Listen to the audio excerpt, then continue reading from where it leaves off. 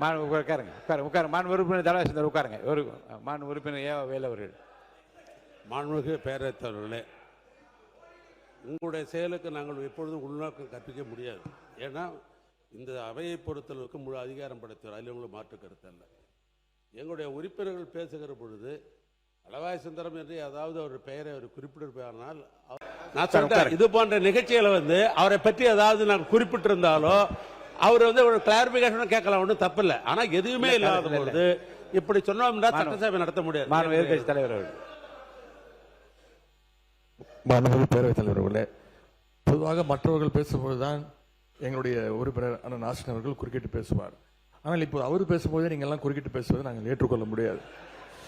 அது தவிர நம்முடைய முன்னாள் அமைச்சர் மூத்த உறுப்பினர் அண்ணன் திரு தலவாய் சுந்தரம் அவர்கள் குறிப்பிடும்போது பல வரலாறுகள்லாம் குறிப்பிட்டு இவர் அங்கே இருக்க அதெல்லாம் நீங்கள் இடம்பெற அனுமதிக்க கூடாது, இதை நீங்கள் என்கரேஜ் செய்யக்கூடாது.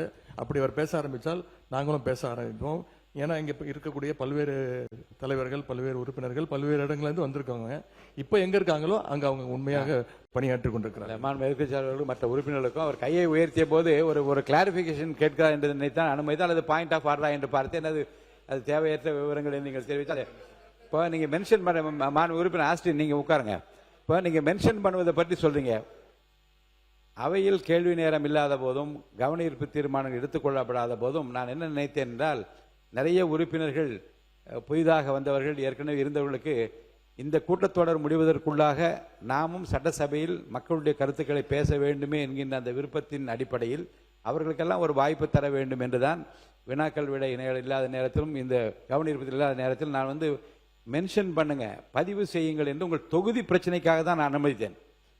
அந்த தொகுதி பிரச்சனை பற்றி பல உறுப்பினர்கள் அதை மென்ஷன்ஸ் பதிவு செய்கிற போது அவர்களுக்கும் மக்களுக்கும் இருக்க அந்த தொடர்புகள் வெளியே தெரிய வேண்டும் என்பது ரொம்ப அவசியமாக எனக்கு பட்டது. ஆனால் அதுவே எந்த அளவுக்கு கொண்டு போய் நிறுத்தி இருக்கிறது என்றால், ஏதோ அமைச்சர்களுக்கு பதில் சொல்ல தெரியவில்லை என்பது போன்ற தோற்றத்தையோ அல்லது பதிலே வரவில்லை என்கின்ற அந்த எண்ணத்தை ஏற்படுத்துவது அமையுமே. ஆனால் நீங்களே யோசிக்க வேண்டும். நான் ஜனநாயக பூர்வமாக உங்கள் கருத்துக்களை சொல்வதற்கு மாண்புமிகு அமைச்சர் அவர்கள் பதில் கிடைத்த பிறகுதான் நான் அனுமதிக்க வேண்டும். அதுதான் விதி. ஆனால் அதை ஏன் அனுமதித்தேன் என்றால், ஒருவேளை சில அமைச்சர் இப்போ பதிலும் சொன்னார்கள். நீர்வளத்துறை அமைச்சர் 3 வினாக்களுக்கு நேற்றே பதிலளித்தார். இப்போது நம்முடைய தொழிலாளர் துறை அமைச்சர், சுற்றுச்சூழல் அமைச்சர் பதிலளித்தார். இப்படி வாய்ப்பு இருந்தால் உடனே பதிலளிக்கின்றார்கள். பதில் சொல்ல முடியாத ஒரு அரசாங்கம் இந்த அரசாங்கம் அல்ல என்பதை நீங்கள் மனதில் வைத்துக் பதில் தெரியும். ஆனாலும் காலதாமதம் இல்லாமல் அதை தர வேண்டும் என்று நான் வலியுறுத்தி கொண்டிருக்கிறேன். காலதாமதம் இல்லாமல் பதில் வருகின்ற வினாக்களுக்கு மட்டும்தான் வியாழக்கிழமையிலிருந்து வினாக்கள் விடைகள் நேரம் மட்டும்தான் நடைபெறும்.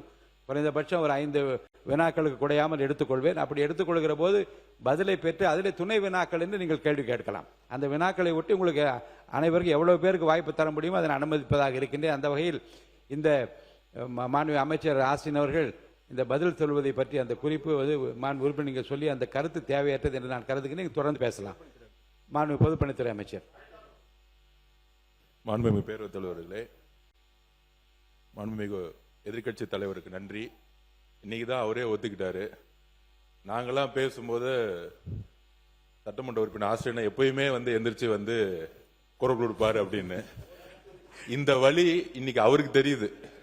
நாங்க எந்திரிக்கும் போது எப்பயுமே அவர் எந்திரிச்சு எப்பயுமே எல்லாத்தோடைய பேச்சை நிப்பாட்டுவாரு.